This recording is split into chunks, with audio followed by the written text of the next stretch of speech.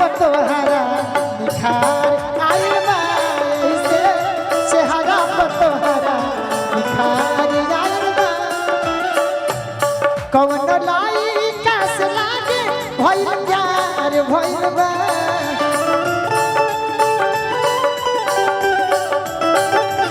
कौन लाई कास लागो ताकि प्यार भइल हमरा बुझा तक कोई से प्यार हो गइल बा यही से तोरा रउआ खुश लागत है। विश्वास नाम धोखा है। ये तो हम जानत हैं। Love is serious, love is serious. कहे के बाद ऐसे कि प्यार किया नहीं जाता प्यार हो जाता है। हाँ कि प्यार किया नहीं जाता बबीता जी प्यार हो जाता है। हाँ। और चाके दामन तो हम भी सिल सकते हैं। अतुल बाबू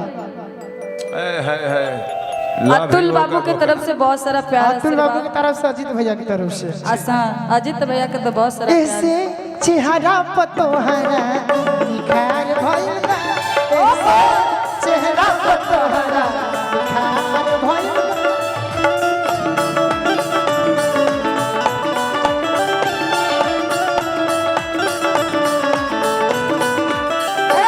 राह चले ला तो टोके ला सोनार सैया जी। राह चले ला तो टोके ला सोनार सैया जी। राह चले ला तो टोके ला सोनार सैया जी। ए सैया जी का सैयाइन जी काहे नथिया करवला उधार सैया जी।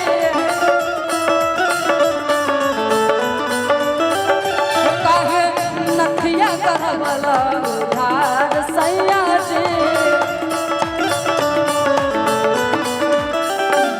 राह चले ला तो टोके ला सोनार सैया जी। हेलो हेलो राह चले आदित्य ला जी इनके चिन्ह तो इनके है ये अजीत चाचा है हमरा के गोलू भैया से संपर्क करावे। हाँ अजीत चाचा आदित्य चाची। हेलो हमारे जितने यूट्यूबर भाई हैं सबको मेरा सादर प्रणाम है। जो लोग भी हैं हम इस कलाकार के लिए बहुत से गायक के पास गए हैं कितना झेले हैं हमको पता है। लेकिन इस चीज को सारे यूट्यूबर भाई जरूर अपना समझकर चढ़ाइएगा। कोई कलाकार छोटा बड़ा नहीं होता। बहुत लोगों ने हमको ताना मारा कि आज अजीत राय एक किन्नर को लेकर घूमते हैं लेकिन हम एक रत्न को लेकर घूमते हैं। आज वही लोग इसी किन्नर को टाइम मांगते हैं कि कब खाली हो। धन्य है वो गोलू राजा जो कि हमारा बेटा तुल्य है और छोटू बाबा। शायद इन लोगों से हमारा लगाव था कि आज बबीता को बबीता सागर बना दिया इन्होंने। इतना ही कहकर मैं समाप्त करता हूं। इस चीज को आप लोग चढ़ाइएगा। अगर भाई होंगे बेटा होंगे तो हमारी बात पर ध्यान देंगे। चढ़ाइएगा पाका चढ़ जाएगा। बहुत बहुत धन्यवाद। जिस स्टेज से बबीता दीदी हिट हुई थी वो स्टेज पर हम भी थे। हाँ रहुआ रही और बहुत अच्छा लगा था। बहुत अच्छा आप लोग भी थे ना। हाँ बड़ा मस्त।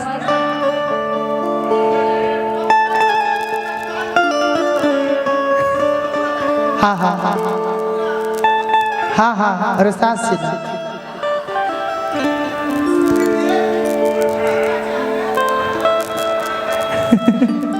बाकी कहे के बा कि है से जारिया उमरिए पनीक लागला है से जारिया उमरिए पनीक लागला। हम बन लइका रहुआ सजन जी हमरा के होके दी तनिक जान जी हम बन लइका रहुआ सजन जी हमरा के होके दी तनिक जवान जी। छोड़िया कवारी बड़ियारी न ठीक लागला छोड़िया कवारी बड़ियारी न ठीक लागला। से जोड़िया उमरिए पनीक लागला। से जोड़िया उमरिए पनीक लागला। से जोड़िया उमरिए पनीक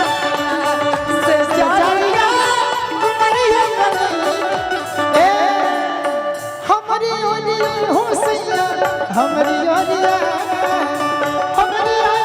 हो सैया हमरी योरिया करवट फेरा है गलम बाजी हमरी योरिया करवट फेरा है गलम बाजी हमरी योरिया ऐसे जानिया तुम्हारी पनीक लागला ऐसे जानिया तुम्हारी पनीक लागला। प्रीति जी मुर्गी मारी हो जी हाँ हाँ हाँ मुर्गी को बड़ी भाव मुर्गी से कहत कंगन मजा न देगा चूड़ी मजा न देगा कंगन मजा न देगा तेरे बगल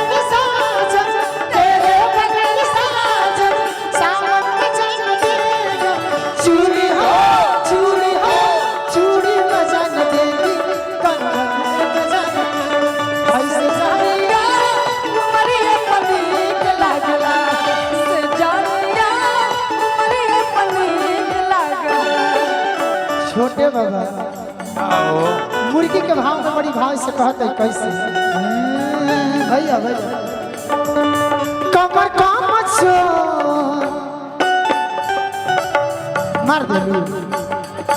मार दे मारिए कमर काम आओ दो जाए दो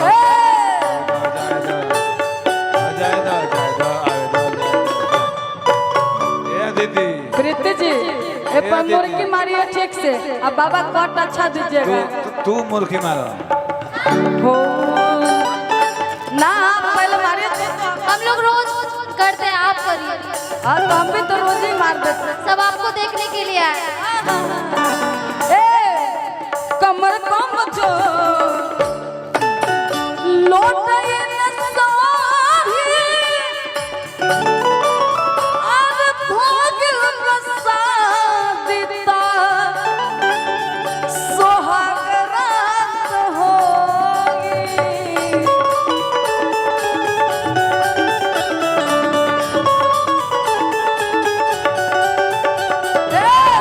बात है मुर्गी की, तब तो मुर्गी मारवे करेंगे, बाकी बबीता दीदी भी मुर्गी मारेंगे। ये मुर्गा मारे हैं। ए लाडो तू मुर्गी मारे उधर रहुआ मारी पहले रहुआ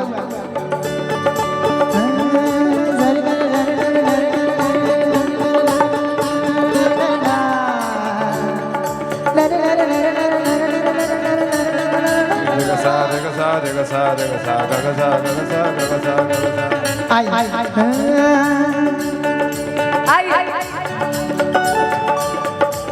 मारा मारा तू हमारे आज के लिए बड़े होगा जी। कट